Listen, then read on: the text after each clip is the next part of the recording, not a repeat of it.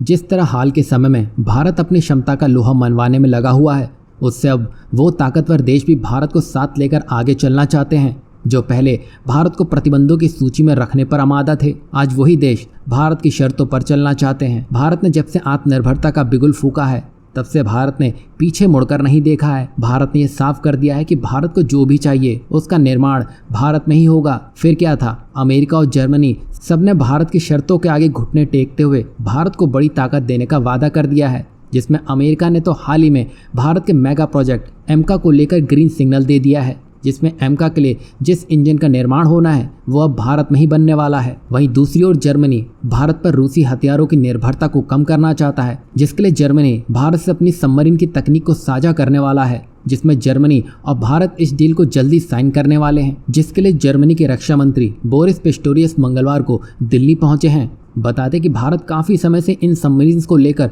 Germany से बातचीत कर रहा था, पर जर्मनी की तरफ से तब कोई ठोस जवाब सामने नहीं आया। अब जब भारत के बढ़ते कदम अच्छे देशों की बोलती बंद करने में लगे हैं, तब जर्मनी ने भी सामने से भारत के इस प्रोजेक्ट के साथ आगे बढ़ने में हामी भर दी है, जिसमें अब दोनों देशों के बीच प्रोजेक्ट 75I के तहत 43,000 करोड़ रुपए की लागत से 6 एडवांस डीजल इलेक्ट्रिक पनडुब्बियों की डील हो सकती है। यानी अब जर्मनी की तरफ से एक पॉजिटिव सिग्नल मिल चुका है, जिसमें अब देश के अंदर ही 6 एडवांस डीजल इलेक्ट्रिक पनडुब्बियों का निर्माण जल्दी प्रारंभ होता हुआ भी दिखाई दे सकता है। बता दें कि पहले भारत की शर्तों के कारण ही पहले फ्रांस और फिर बाद में रूस ने इस प्रोजेक्ट से किनारा कर लिया था, लेकिन अब जर्मनी ने भारत की अहमियत को समझते हुए एक बड़ा कदम उठाया है, जिसमें अब ये पनडुब्बियां भारत में लोकली बनाई जाएंगी, जिससे सीधे सीधे भारत के आत्मनिर्भर भारत मुहिम को बल मिलता हुआ दिखाई देगा।